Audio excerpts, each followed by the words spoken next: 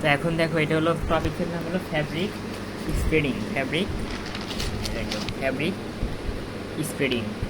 তো স্প্রেডিং সম্পর্কে যদি না বোঝো, মানে ওই যে আমার 9 নম্বর ভিডিওতে 7.25 এই সেকেন্ডের পর থেকে আর কি 1 মিনিটের মধ্যে ভিডিও দেখলে মোটামুটি একটা আইডিয়া পাওয়া যাবে আর কি। ফ্যাব্রিক স্প্রেডিং মানে বিছানো, স্প্রেডিং মানে বিছানো, অর্থাৎ ফ্যাব্রিক স্প্রেডিং মানে ফ্যাব্রিককে বিছানো। হ্যাঁ, তো ফ্যাব্রিককে আচ্ছা আমরা এগুলো আগেও বলছি, আর না বলি সময় নষ্ট হয়। তো লে ফ্যাব্রিক, একটা ফ্যাব্রিকের উপর আরেকটা ফ্যাব্রিক রেখে কী তৈরি করা হয় বলো তো? লে তৈরি করা হয়। হ্যাঁ, এগুলো তো অনেক আগে বলছি। দেখো এখানে কি অনেকগুলো ফ্যাব্রিক আছে না, একটার উপর একটা রেখে এই যে অনেক মোটা উঁচা, এখান থেকে দেখো একটু উঁচা একটা জিনিস তৈরি হয়েছে, এটাকে আমি বলতেছি লে। এটাকে বলতেছি লে, মানে ফ্যাব্রিক লে আর লে বলে একই কথা। তার মানে অনেকগুলো ফ্যাব্রিকের সমষ্টিটাকে বলা হয় লে। আর যে প্রত্যেকটা সিঙ্গেল ফ্যাব্রিকটাকে আমি বলতেছি এক একটা প্লাই। হ্যাঁ, প্লাই বা ফ্যাব্রিক একই কথা, প্লাই বা সিঙ্গেল ফ্যাব্রিক একই কথা। তো দেখো এই যে আরেকটা কথা হলো রোল। হ্যাঁ, রোল মানে কি? যেখানে ফ্যাব্রিককে কী করে হয় বলো তো? মানে মানে ফ্যাব্রিককে আর কি সাধারণত রোলার থেকে রোল, হ্যাঁ, রোল আকারে সাজিয়ে রাখা হয়। সাজিয়ে বলতে মনে করো অনেক লম্বা ফ্যাব্রিক এলোমেলোভাবে রেখে দিলে তো আর ফ্যাব্রিক রাখা যাবে না, নষ্ট হয়ে যাবে। তো এই যে এরকম দেখবা এরকম, হ্যাঁ, এই যে এরকম দেখো ফ্যাব্রিকের রোল, এর একটা রোল, এর একটা রোল, এদের এখানে খেয়াল করো। হ্যাঁ, এদের খেয়াল করে দেখো, এই যে এটা কি ফ্যাব্রিকের রোল, ওপেন হয়ে গেছে। এই দেখো এটা ফ্যাব্রিকের রোল, এদের অনেক বড় ফ্যাব্রিক, এটা কি গোল করে রোল আকারে মানে বৃত্তাকার আকারে এরকম ভাঁজ করে রাখে। এটা আমার ফ্যাব্রিক রোল। এর এখানে অনেকগুলো ফ্যাব্রিক রোল আছে এরকম। হ্যাঁ, মানে এই রোল থেকে আমরা ফ্যাব্রিক ছড়াবো, রোল থেকে ফ্যাব্রিক ছড়াবো। তো দেখো এই যে ওনারা কাজ করতেছে, দেখো এই যে ফ্যাব্রিক রোল ওখানে রাখা আছে। এই যে ফ্যাব্রিক দেখো একটু পরই তোমরা একটু বার দেখতে পারবে, এই যে ফ্যাব্রিক রোল আছে, এটা হলো ফ্যাব্রিক রোল। হ্যাঁ, সবসময় ফ্যাব্রিক রোল ওখানে থাকবে এরকম না, বিভিন্নভাবে মনে করে স্পেলিং করা যায়, পেন নেই। দেখ এই রোল থেকে কী করবে, এই ভাইয়ার আবুটা মনে করো এই যে ফ্যাব্রিক বের করে সামনের দিকে নিয়ে আসবে, মানে বিছিয়ে দিবে। সামনের দিকে নিয়ে আসাটা হলো আমার বিছিয়ে দেওয়া। হ্যাঁ, এই দেখো আর স্প্রেডিং করা। এই দেখো ফ্যাব্রিক নিল, নিয়ে সামনের দিকে আগাইছে, তার মানে এটাকে আমি বলতেছি স্প্রেডিং করা, এটাকে বলতেছি আমি স্প্রেডিং করা। হ্যাঁ,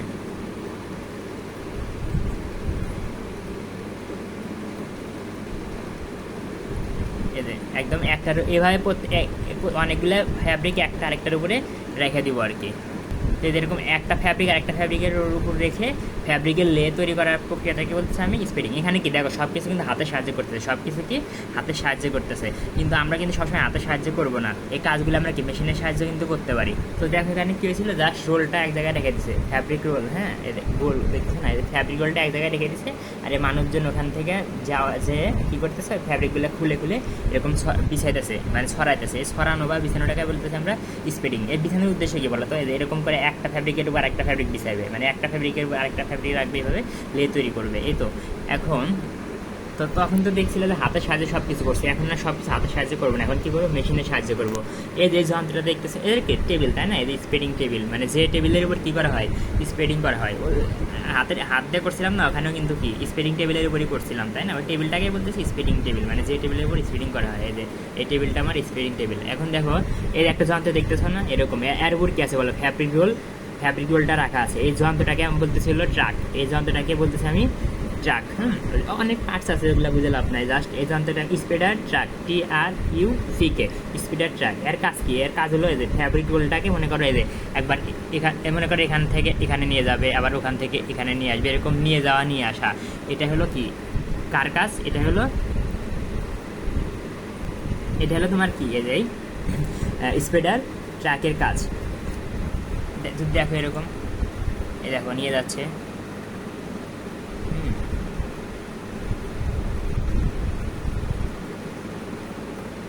যাচ্ছে আবার এদিকে আসবে। এই দেখো আবার এদিকে নিয়ে আসতেছে। হ্যাঁ, তার মানে অটোমেটিক্যালি কি ফ্যাব্রিক মানুষ কিন্তু লাগতেছে না। দেখো এখানে কিন্তু মানুষের প্রয়োজন নাই। এই যন্ত্রটা একবার ফ্যাব্রিক ওই সাইডে নিয়ে গেল ওই সাইডে নিয়ে গেল, আবার ওই সাইড থেকে নিয়ে আসতেছে, আবার দেখবা যে একটু আবার ওই দিকে যাচ্ছে, দেখছো? এই আবার ওই দিকে যাচ্ছে। তার মানে ট্রাক কী করে, এই যে ফ্যাব্রিক একবার এদিকে নিয়ে যায়, আবার ওই দিক থেকে এদিকে নিয়ে আসে। তার মানে এখানে আমি কি স্প্রেডিংটা করতেছি? স্প্রেডিং মানে কি? ফ্যাব্রিক বিছানো। এখানে ফ্যাব্রিক বিছানোর কাজটা কে করতেছি? Spreader truck. আচ্ছা সম্পূর্ণ মানে অনেক কিছু ভাগ আছে, তবে মনে রাখো ওটাকে আমরা বলতেছি স্প্রেডার মেশিন। স্প্রেডার মেশিন যে যন্ত্রের সাহায্যে স্প্রেডিং করা হয় তাকে বলা হয় স্প্রেডার মেশিন। হ্যাঁ, ওই যন্ত্রটাকে আমি যদি নির্দিষ্ট করে বলতে চাই তাহলে স্প্রেডার মেশিন, কিন্তু আর কি তুমি এর বোঝার সুবিধাতে তুমি ওটাকে ট্রাকও বলতে পারো, সমস্যা নাই, ট্রাক বললে কোনো ভুল নাই। হ্যাঁ, স্প্রেডার ট্রাক। তো এই যে ট্রাক কী করলো দেখো, এখান থেকে ফ্যাব্রিকটা ওখানে নিল, তারপরে আবার ওখান থেকে এখানে নিয়ে আসলো। যখন ওই সাইডে গেছে তাহলে তখন কী বলো তো, ফ্যাব্রিকের প্লাইটা কী করা লাগে, কাটা লাগে না, এরকম কেটে দেওয়া লাগে। তো এই যন্ত্রের ভিতরে মনে করো এরকম কাটার সিস্টেম আছে, অটোমেটিক্যালি কেটে যায়, মানুষও লাগে না। মানে আমরা কী করি, সিজার দিয়ে কাটি না, এই যন্ত্রের ভিতরে এরকম সিস্টেম দেওয়া আছে, ও নিজে নিজে কেটে দেয় আর কি। এই তো। আর এটা একটা দেখতেছো না, এটা হলো ইঞ্চ ক্যাচার। আচ্ছা, এটা পরে বুঝাচ্ছি। এই তো, তার মানে এটুকু বোঝা যায় ফ্যাব্রিক একবার এদিক যায় অটোমেটিক্যালি, মানুষ লাগতেছে না। তো এর আগের প্রক্রিয়াটা কী ছিল বলো, মানুষ লাগছে, আর এখানে কিন্তু মানুষের জন্য লাগতেছে না। তো একটা হলো ম্যানুয়াল পদ্ধতি, আমরা কিন্তু আমাদের পরীক্ষায় কিন্তু আসবে একটা ম্যানুয়ালি পদ্ধতি আর একটা কি অটোমেটিক। মনে করো যেখানে অটোমেটিক আছে ওখানে কি আছে, মেশিন। অটোমেটিক মানে মেশিন। তো মেশিনের সাহায্যে যখন স্পিডিং করা হয় তাহলে ওই প্রসেসটাকে আমরা বলতেছি অটোমেটিক স্পিডিং। আর যখন মেশিনের উপস্থিতি ছাড়া শুধুমাত্র মানুষ, হ্যাঁ, মানুষ যেটা করে ম্যানুয়াল মানে হাত দ্বারা, অর্থাৎ মানুষ যেটা হাত দিয়ে করে ওইটা তোমার হলো ম্যানুয়াল। তার মানে ওখানে কি মেশিন টেশিন থাকবে না। তো মেশিনের অনুপস্থিতিতে মানুষ হাত দ্বারা যেটা করে ওটাকে আমরা বলতেছি ম্যানুয়াল স্পিডিং প্রসেস। হ্যাঁ, এগুলো পরে জানতে পারবা। এখন এখানে খেয়াল করো, এই মেশিনের সাথে আগের মেশিনটাতে কিন্তু একটা কোনো লোক মানে দাঁড়ায় যেতে পারে না, কিন্তু এখানে কি দেখো, এই যে একটা লোক একটা জিনিসের উপর দাঁড়ায় আছে, একটু পর দেখতে পারবা। ওই জিনিসটাকে আমরা বলেছি যে অপারেটর স্ট্যান্ড প্যানেল, মানে দাঁড়িয়ে স্ট্যান্ড দাঁড়িয়ে থাকা, মানে একটা লোক যেখানে যার উপর দাঁড়িয়ে থাকতে পারে। তো যদি এরকম অন করে দেখো, এই যে মেশিন যাচ্ছে, ওই লোকটাও কি মেশিনের সাথে সাথে যাচ্ছে, ওই দেখো দাঁড়ায় আছে না, যার উপর দাঁড়ায় আছে। হ্যাঁ, ওটাকে আমরা বলতেছি অপারেটর স্ট্যান্ড প্যানেল। ওই যে ফ্যাব্রিকের সাইডে গেল, মানে মেশিনও যাচ্ছে, মেশিনের সাথে মানুষও যাইতে পারতেছে। আর এই যে হাতে একটা দণ্ড দেখতেছো না, এই দণ্ড দ্বারা ফ্যাব্রিকটাকে ঠিক করতেছে যাতে ফ্যাব্রিকটা টাচ না পড়ে, সমান করতেছে। লেভেলিং মানে সমান করা। হ্যাঁ, লেভেলিং মানে সমান করা। এই তো দেখো, এখানে যদি তুমি একটু খেয়াল করো, সবগুলো প্লায়ের নিচে মানে সবগুলো কাপড়ের নিচে দেখবে একটা পেপার রাখা হয়। এটা একটা কী করা হয়, একদম পেপার রাখা হয়। এই পেপারটাকে বলা হয় আন্ডারলে। তোমরা হয়তো দেখতে পারতেছো না, এই যে গোল আকার জায়গায় পেপার। হ্যাঁ, পেপারটা রোল আকারে রাখা আছে জায়গায়, যে এই পেপারটা দেখতেছো না, এটা কি থাকে সবার নিচে, মানে সবগুলো প্লায়ের নিচে থাকে, এটাকে বলতেছি আন্ডারলে। এগুলো সব পরে জানতে পারবা। তো দেখো, এই যে লোকটা আবার যাচ্ছে ওই দিক থেকে আসবে, যে ওটা হলো আমার প্যানেল, লোকটা মানে যার উপর দাঁড়ায় আছে। এই তো দেখো, আরেকটা শব্দ সম্পর্কে জানবো, ইন্ড ক্যাচার। হ্যাঁ, ক্যাচার মানে কি, ধরা। ক্যাচার মানে ধরা, আমরা ক্যাচ ধরি না, এরকম ক্যাচার মানে ধরা। আচ্ছা, ইন মানে কি, ইন মানে প্রান্ত, ইন মানে শেষ না, কিন্তু ইন মানে প্রান্ত, অর্থাৎ কাপড়ের ফ্যাব্রিকের প্রান্ত। যেমন এই দেখো রোল, একটা রোল আছে, রোল থেকে গিয়ে কাপড়ের প্রান্ত দেখতে পাচ্ছেছো না, মানে এদের লাল কালারের কাপড়ের এটা প্রান্ত মানে শেষ মাথা। এই শেষ মাথাকে কী করা হয়, একটা যন্ত্রের সাহায্যে চাপ দিয়ে আটকে রাখা হয়, মানে ধরে রাখা হয়। যে যন্ত্রের সাহায্যে ফ্যাব্রিকের প্রান্তকে ধরে রাখা হয় তাকে বলতেছি আমরা ইঞ্চ ক্যাচার। এই দেখো, এই যন্ত্রটা দেখতেছো না, এর এক যন্ত্রের মডেল আছে, যাই হোক এই দণ্ডটা দেখতেছো না, এই দণ্ডটা কী করবে, ফ্যাব্রিকের প্রান্তকে এরকম চাপ দিয়ে ধরে রাখার পরে ওই যে মেশিনটা কি, মানে যে তোমার স্পিডার ট্র্যাকারটা ওই রোল কিনে ওই সামনের দিকে যাবে। যদি দেখো এরকম, এই দেখো এই ফ্যাব্রিকের প্রান্ত এটা নিচে দিচ্ছে। হ্যাঁ,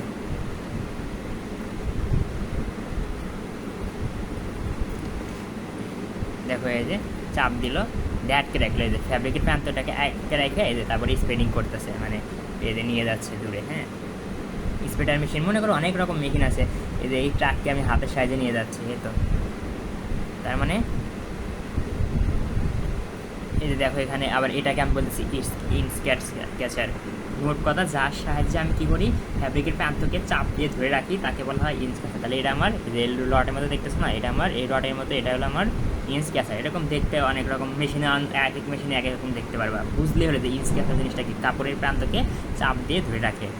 তো এখন একটা পরীক্ষায় প্রশ্ন প্রায় আসে যে কম্পারিজন বিটুইন অ্যামং ওই যে ম্যানুয়াল সেমি অটোমেটিক আর কি অটোমেটিক স্পিডিংয়ের ভিতরে পার্থক্য। তো মনে রাখো, ম্যানুয়াল মানে কোনো মেশিনের উপস্থিত থাকবে না, মানে হাতের সাহায্যে। প্রথমে যে দেখলাম একটা আপু আর একটা ভাইয়া যে করলো, মানে কোনো মেশিন টেশিন থাকবে না, হাতের সাহায্যে, এটা হলো ম্যানুয়াল। আর অটোমেটিক মানে কি, ওখানে মানুষের কোনো সম্পৃক্ততা নাই, শুধুমাত্র মেশিন কী করবো, তোমার ওই যে মেশিন দিয়ে তোমার কাপড় ফ্যাব্রিকটাকে স্পিডিং করা হবে, ওটা হলো আমার অটোমেটেড স্পিডিং প্রসেস, হ্যাঁ, অটোমেটিক স্পিডিং প্রসেস। আচ্ছা, অটোমেটিকের অপর নামটা হলো ফুললি অটোমেটেড। মানে ওখানে ফুললি অটোমেট কেন বলতেছি, অটোমেটেড মানে মেশিন, ফুললি অটোমেট কেন বলতেছি, যে ওখানে কোনো মেশিন ছাড়া মানুষের কোনো নেই, মানুষের কোনো কাহিনী নেই, মানে মানুষ ওখানে আসবে না, যা করার ওই মেশিন মানে যন্ত্রটাই করবে, তাকে বলতেছে ফুল অটোমেটেড বা অটোমেটেড। আর সেমি মানে সেমি মানে কি, মানে অর্ধেক, তাই না? তার মানে বুঝতেছে এখানে কিছু কাজ মানুষ করবে, কিছু কাজ মেশিন করবে। তো যে প্রক্রিয়ায় মানে যে স্পিডিং প্রক্রিয়ায় কিছু কাজ মানুষ করে আর কিছু কাজ মেশিন করে, তাকে বলতেছে আমরা সেমি অটোমেটেড মেশিন। তো automatic, semi automated, speeding process. তো এর তিনটার পার্থক্য প্রায় অটোমেটেড আর হলো সেমি অটোমেটেড প্রায় সব অনেক কিছুই সেম, দু একটা জিনিস বাদ দেয়, প্রায় সব কিছুই সেম, এগুলো সব কিছু সেম। আর শুধু পার্থক্য আরেকটা জিনিস, স্পিডিং টেবিল, সব ক্ষেত্রে কিন্তু আমার স্পিডিং টেবিলটা লাগতেছে। আর প্লাই কাটিং মানে কোথায় ফ্যাব্রিক যে কাটা, হ্যাঁ, এগুলো আসলে ভিডিওতে দেখানো হয় নাই, আগে দেখানো ছিল। মানে যাই হোক, মানে প্লাই তো বুঝতেছে, মানে ফ্যাব্রিকটাকে কাটতে হয়, এটা ম্যানুয়ালি কাটে আর এখানে অটোমেটিক্যালি কাটে, হ্যাঁ। তারপরে টেনশনিং ডিভাইস, মানে প্লাইয়ের ভিতরে যেন টান ঠিক থাকে, এগুলো মনে করো এখানে অটোমেটিকভাবেই করা হয় আর এখানে মানুষ করে। যাই হোক, তার ফল ডিটেক্টর, মানে ফ্যাব্রিকে যদি কোনো ফল থাকে, মানে ফ্যাব্রিক কোনো জায়গায় ছিদ্র হয়ে গেলো বা কোনো সমস্যা হলো, তখন অটোমেটিক এখানে তোমার ফল্ট ডিটেক্টর থাকে, ও আমাদের জানায় দেয় যে ফল্ট ডিটেক্ট মানে ফল্ট ওখানে আছে। কিন্তু এখানে তো মানুষের দেখতে হয়, এখানে তো আর নাই। ইঞ্চ ক্যাসার তো দেখলামই, এখানে নাই। তারপরে এরকম আর কি। টার্নিং মানে ঘোরানো, ফ্যাব্রিক রোলটাকে মনে করো যে ফ্যাব্রিক রোল এই সাইড থেকে মানে টেবিলের এই পাশ বাম পাশ থেকে এরকম ডান পাশে গেল, আবার ডান পাশ থেকে এই পাশে আসলো, তখন ওই যে অটোমেটিক রোলারটা আর কি তোমার ফ্যাব্রিক রোলটা ঘোরে। যাই হোক, এগুলোর তোমার পরে মানে যখন আমাদের 2 নম্বর স্লাইড আছে, এটা তো আমাদের পরীক্ষা নাই, পরে জানতে পারবো। যাই হোক, আর স্পিড মানে কত জোরে জোরে তোমার স্পিডিং হচ্ছে, মানে কাপড় মানে কী বলবো এটাকে, কাপড় স্পিডিং মানে কাপড় ছড়ানোর রেটটা কেমন, এর লিমিটেড মানে কম। আর এর ক্ষেত্রে কি মিনিটে 100 মিটার কাপড় স্পিড করতে পারে, মানে ছড়াইতে পারে। আর এর ক্ষেত্রে সর্বোচ্চ 140 পর্যন্ত। আর এটার ইফিসিয়েন্সি কি, ম্যানুয়ালের সাথে বেশি কিন্তু এর সাথে কম। এতে গেলে পার্থক্য। এখন আরেকটা গুরুত্বপূর্ণ কোশ্চেন হলো রিকোয়ারমেন্ট অফ ফ্যাব্রিক স্পিডিং। তুমি ফ্যাব্রিক স্পিডিং করবা তখন কোন কোন জিনিসের উপর তোমার মনে দিতে হবে, খেয়াল রাখতে হবে। তো অ্যালাইনমেন্ট অফ ফ্যাব্রিক প্লাই, এগুলো দেখো, এগুলো যদি আমি প্লাই না বুঝে তাহলে কিন্তু ঝামেলা। এগুলো কিন্তু আমি অনেক আগে 9 নম্বর ভিডিও, বুঝছো, আর এটা হলো 39 নম্বর ভিডিও, কত আগে আলোচনা করছি। যদি সমস্যা থাকে তাহলে আগের ভিডিওগুলো দেখো, বুঝছো। এগুলো না বুঝলে আবার তোমার এই যে 3-2 আছে তখন বুঝবা না, এগুলো একদম বেসিক, বুঝছো, এগুলো বুঝতে হবে। এখন বুঝবা না, তারপরে আবার যদি মেজন নাও তখন বুঝবা না। একটু ভালো করে দেখো ভিডিওগুলো, আমার ভিডিও দেখলে হবে, ইউটিউবে আছে দেখলেই হবে। তা মানে আমার ভিডিও দেখতে হবে এরকম বাধ্যতামূলক না, ইউটিউবে তো হাজার ভিডিও আছে, ওখান থেকে দেখবা। আচ্ছা, alignment of fabric ply alignment বোঝা যাচ্ছে যে ফ্যাব্রিক প্লাইয়ের দৈর্ঘ্য বস্তু। এখন দেখো, প্লাইয়ের দৈর্ঘ্য যদি কাটিং টেবিলের সাথে বড় হয় বা মার্কারের সাথে, মানে মার্কারের দৈর্ঘ্য বস্তুর সাথে অনেক বড় হয়, তাহলে তো ঝামেলা। এখানে কি তোমার যে প্লাই থাকবে, ওই প্লাইটা সাধারণত কার সমান রাখবা, মার্কারের দৈর্ঘ্য এবং প্রস্থ, মানে প্লাইয়ের দৈর্ঘ্য এবং প্রস্থ এবং মার্কারের দৈর্ঘ্য এবং প্রস্থ কী হবে, সমান হবে। এখানে আবার কনফিউজড হয় না, অত হিসাব নিকাশের এখানে দরকার নাই যে 1 মিটার ছোটো বড়, মানে জয় সারের স্লাইডে করছে ওইগুলো না। এখানে সাধারণ ইঞ্জিনিয়ারের কথাবার্তা বলা হয়, জাস্ট লিখে দিবে যে প্লাইয়ের দৈর্ঘ্য প্রস্থ এবং মার্কারের দৈর্ঘ্য প্রস্থ সমান হবে, অর্থাৎ ঠিক আছে। আর এদের প্লাইটা কি মার্কারের দৈর্ঘ্য প্রস্থ অনুযায়ী কী করতে হয়, অ্যালাইনমেন্ট করতে হয়। অ্যালাইনমেন্টে আরেকটা হতো সাজানো বলতে যে স্প্রেড করা আর কি, হ্যাঁ, ওটা কি মার্কারের দৈর্ঘ্য প্রস্থ অনুযায়ী, অর্থাৎ মার্কারের দৈর্ঘ্য যতটুকু হবে আমার প্লায়ের দৈর্ঘ্য ঠিক ততটুকু নিতে হবে, মার্কারের প্রস্থ যতটুকু হবে আমার প্লায়ের প্রস্থ ততটুকু নিতে হবে আর কি। কারেক্ট প্লাই টেনশন, মানে প্লায়ের ভিতর কি টেনশনের টান, মানে প্রত্যেকটা দেখো, মানে কী বলবো, এখন তো প্লাই মানে প্লাই মানে তো কাপড়, তাই না, কাপড়ের টান যেন কী থাকে, সঠিক থাকে, কম আর বেশি যেন না থাকে। মানে তুমি মনে করো একটা জিনিস বেশি টানলা টাইনে টাইনে এরকম ধরে রাখার পর কি ছেড়ে দিলে, মানে কাটার পর কি যখন ধর কাটার পর মনে করে আমি কি মানে এটা কাটিংটা ভিডিও থেকে কাটিং মানে ফ্যাব্রিকগুলো কীভাবে কাটে ওটা ভিডিও তুমি ইউটিউবে দেখে নিও। যখন মনে করো অনেক টাইনে ধরে রাখলে, এরকম অনেক টাইনে ধরে রেখে কিছুক্ষণ পর কাটার পর ছেড়ে দিলা, তখন অনেক টান ছিল আগে, কাটার পর তো ছেড়ে দিছো, যখন ছেড়ে দিবা তখন কি আর দৈর্ঘ্য কি ছোট হয়ে যাবো, তার মানে কি আর দৈর্ঘ্য কী হয়ে যাবে, ছোট হয়ে যাবে। মানে টেনশন কম বেশি থাকলে কিন্তু সমস্যা। তার মানে প্রতিটা প্লাই তোমার টেনশনটা সঠিক রাখা লাগবে, মানে সাফিসিয়েন্ট, মানে যতটুকু দরকার ততটুকু রাখতে হবে। Fabric must be flat, fabric মানে কাপড়টা কী হতে হবে বলো তো, সমতল, মানে এই দেখো একদম সমান, হ্যাঁ, মানে উঁচা নিচে, মানে ফ্যাব্রিক উঁচা নিচে হওয়া যাবে না, ফ্যাব্রিকের কোথাও উঁচা কোথাও নিচে। এই দেখো বুঝাইছি যে এখানে কি ফ্যাব্রিকটা উঁচা আছে নিচে, যদি এরকম উঁচা নিচে হয়ে যায় তখন কিন্তু ফ্যাব্রিকটা কী হয়ে যাবে, ভাঁজ হয়ে যাবে। তো elimination of fabric fold, elimination মানে কি দূর করা ফ্যাব্রিক ফল। ফ্যাব্রিকের বিভিন্ন রকম সমস্যা থাকে, আমি বারবার একটা উদাহরণ দিই, যেমন কি ফল ফ্যাব্রিকের মনে করো, ফ্যাব্রিকের ভিতরে মনে করো ছিদ্র আছে, মানে ফুটা হয়ে আছে বা অনেক সমস্যা থাকে না, এরকম যদি সমস্যা থাকে তোমার আগে কী করতে হবে, ডিটেক্ট করতে হবে, মানে শনাক্ত করতে হবে যে ফ্যাব্রিকের এই সমস্যা আছে, এবং অবশ্যই তাকে কী করতে হবে, এবং ওই সমস্যাগুলো কিন্তু আমাকে দূর করতে হবে, হ্যাঁ। তারপর ইলিমিনেশন অফ স্ট্যাটিক ইলেকট্রিসিটি, মানে স্ট্যাটিক ইলেকট্রিসিটি মানে স্থির বিদ্যুৎ, মনে রাখবা ঘর্ষণের ফলে কী হয়, স্ট্যাটিক ইলেকট্রিসিটি তৈরি হয়। তো দেখো ওখানে অনেকগুলো প্লাই থাকে না, এই দেখো এর একটা প্লাই, এর একটা প্লাই, কল্পনা করো, হ্যাঁ, এরকম কিন্তু অনেকগুলো প্লাই থাকে, অনেকগুলো প্লাই থাকে। তো এই একটা প্লাইয়ের সাথে আরেকটা প্লাই ঘর্ষণের ফলে আমার কি, ঘর্ষণের ফলে আমার স্ট্যাটিক ইলেকট্রিসিটি মানে বিদ্যুৎ সৃষ্টি হয়। আর বিদ্যুৎ সৃষ্টি হয় মানে কি, ওখানে আকর্ষণ করা, তাই না? তো যদি বিদ্যুৎ সৃষ্টি হয় তখন এই দুটো প্লাই কি একটা আরেকটা আকর্ষণ করবো, তখন তো ঝামেলা, আকর্ষণ করলে তো অনেক ঝামেলা। যাই হোক, তো যাতে স্ট্যাটিক ইলেকট্রিসিটি তৈরি না হয় এদিকে তোমার খেয়াল রাখতে হবে, হ্যাঁ। আর তুমি চাইলে কি এন্টি ফ্রিকশন পেপার ইউজ করতে পারো, হ্যাঁ, তাহলে তোমার আর এই সমস্যা হবে না। কারেক্ট প্লাই ডিরেকশন, ডিরেকশনের দিক মানে সব মনে রাখবে, সবগুলো প্লাই একই দিক রাখতে হবে, সবগুলো প্লাই একই দিক মনে রাখবে। আরেক মনে রাখবে এই কি, মনে করো ফ্যাব্রিকের উপরেরটা ফেস সাইড, নিচেরটা কি মনে করো ব্যাক সাইড, হ্যাঁ। তুমি যদি সাজাও তাহলে প্রত্যেক, আচ্ছা মনে করো এটা কি ফ্যাব্রিকের ফেস সাইড, এটাও ফ্যাব্রিকের ফেস সাইড, তাহলে এটা কি ব্যাক সাইড, তাই না? তো সব যদি তুমি চাও সবগুলো ফ্যাব্রিক ফেস সাইড, তার সব এখানে কি এই ফ্যাব্রিকের ক্ষেত্রে ফেস সাইড উপরে আছে, আবার এই ক্ষেত্রে তার ক্ষেত্রে এর ক্ষেত্রে কি ফেস সাইড উপরে আছে, তাহলে তুমি যদি রাখো প্রত্যেকটার ফেস সাইড উপরে রাখবো, অথবা প্রত্যেকটার ফেস সাইড আবার কি নিচে রাখতে পারো। এই দেখো ফেস সাইড নিচে রাখলাম, এর ফেস সাইড কি নিচে রাখলাম, তুমি যেভাবে করো। যদি ফেস সাইড উপরে রাখো তাহলে সবগুলো ফ্যাব্রিকের ফেস সাইড উপরে রাখতে হবে, আর আর ফেস সাইড যদি নিচে রাখতে চাও সবগুলোর ফেস সাইডে তোমার নিচে রাখতে হবে, এরকম মানে যা করবা একই ডিরেকশন, মানে একই দিকে, মানে একই অনুযায়ী, অর্থাৎ উপরে, অর্থাৎ ফেস সাইড উপরে রাখলে সবগুলো প্লায়েরই ফেস সাইড উপরে রাখবা, এটা বুঝাচ্ছি। অ্যাভয়েডেন্স অফ ফিউশন, ফিউশন মানে হিট তৈরি হওয়া, কি হিট তৈরি হওয়া, আমরা জানি কি কাটিং ডিভাইস দিয়ে কী করা হয়, লেটা কাটা হয় না, লের ভিতরে তো অনেকগুলো ফ্যাব্রিক থাকে, যখন এরকম মেশিন ওর ভিতরে মানে ওই লের ভিতরে যায়, হ্যাঁ, লের ভিতর দিয়ে যায়, হ্যাঁ, তখন কী হয়, ওই মেশিন সরি ওই কাটিং মেশিন এবং ওই ফ্যাব্রিকের সংস্পর্শে কী হয় বলো, হিট তৈরি হয়, মানে প্রচুর তাপ সৃষ্টি হয়, হ্যাঁ। তাপের কারণে কী হয় বলতো, অনেক সময় কিন্তু ফ্যাব্রিক যদি সিনথেটিক ফ্যাব্রিক হয়, মানে সিনথেটিক ফ্যাব্রিক হয় তখন ফ্যাব্রিকটা গলে যায়। যাই হোক, আমরা জানবো না, হিট তৈরি হয়, হিট তৈরি করার জন্য আমরা কী করবো, ইন্টিফিউশন পেপার ইউজ করতে পারি।